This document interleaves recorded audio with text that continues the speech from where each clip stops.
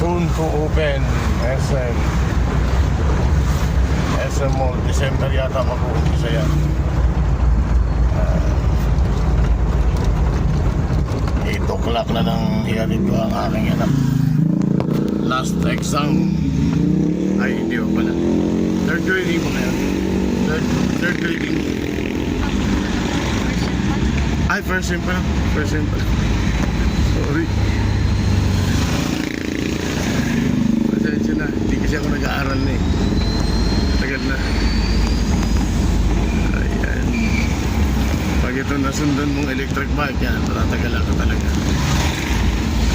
Pero pwede ka natin. Pwede na.